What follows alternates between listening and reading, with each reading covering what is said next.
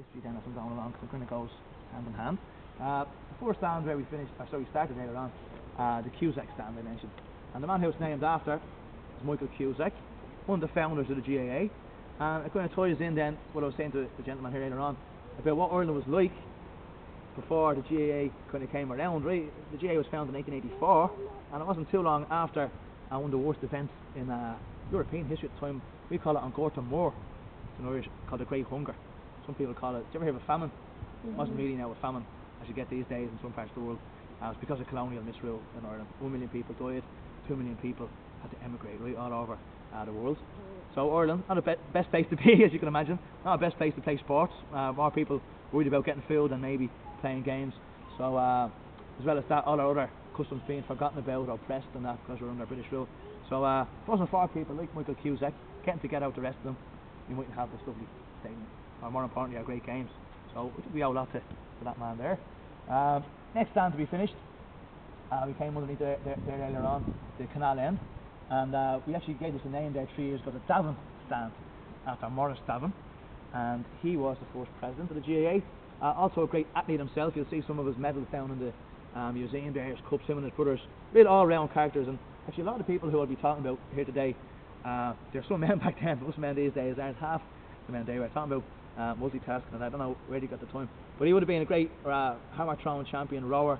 And back then, see guys, they needed somebody to represent the organisation, someone who was a prominent athlete, because as well as organising just Gaelic sport back then, the GAA was formed to coordinate all athletics, right? Because before that, if you were a good runner, good jumper, you maybe have to put in the flag of Britain, you know, an international competition. So it was very much about that as well at the time.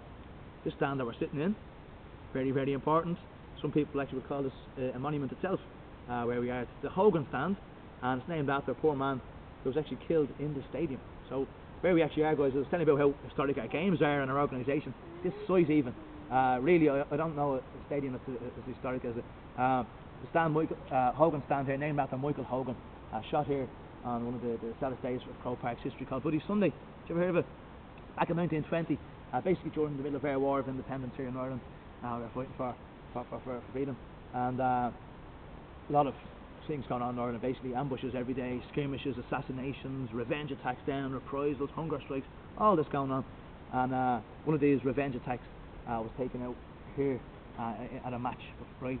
Dublin were playing Tipperary in a Gaelic football game, and British troops entered the stadium 15 minutes into the game, shot into the crowd, onto the field, killed 14 people.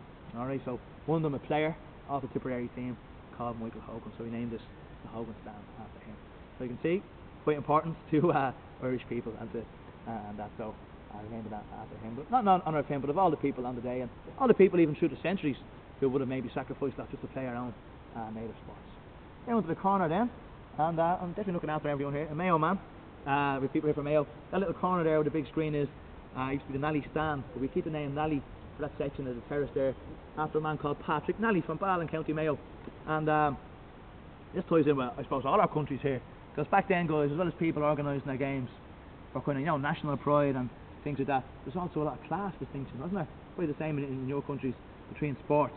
And your man Patrick Nally was a great athlete himself, and he was fed up of all the, you know, the aristocracy, the gentry and the aristocracy and all that organising the events. He thought there should be an organisation for the ordinary man. Never played hurling or football himself, and was never actually at that famous meeting when the GAA was founded down in Thurles, because again, another multitasker, also a revolutionary. He was in prison at the time, in the Irish Republican Brotherhood, up in Mountjoy Prison, just 5 minutes up the road. A big screen. You see, what countries have we got here? The people from England here. We have a bigger stadium than us in England, but we have a bigger screen than yours. Right, €1.5 million for that. And below it there, the control centre. That's where the security would be coordinated on that stadium.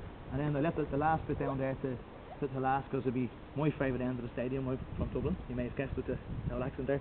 But when Dublin play here, it's the best place to be for atmosphere, for colour, for singing. But we're all very proud of it now in Ireland, but particularly Dublin people. It's called Hill 16, and you may have heard of a rebellion that was in Dublin in 1916, Easter Rising. You might think I'm talking all about violence and blood, but it was another rebellion anyway for Irish independence.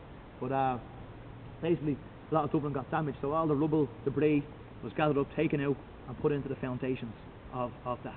So that's what makes it so special to Dublin people in particular, but as I said, we're all very, very, very proud of it. So again, that's just skimming across the history. If you want now, guys, if you want to ask me any questions about the history, fire away. But maybe look at the very top tier now, and from up there then I'll spot out some of the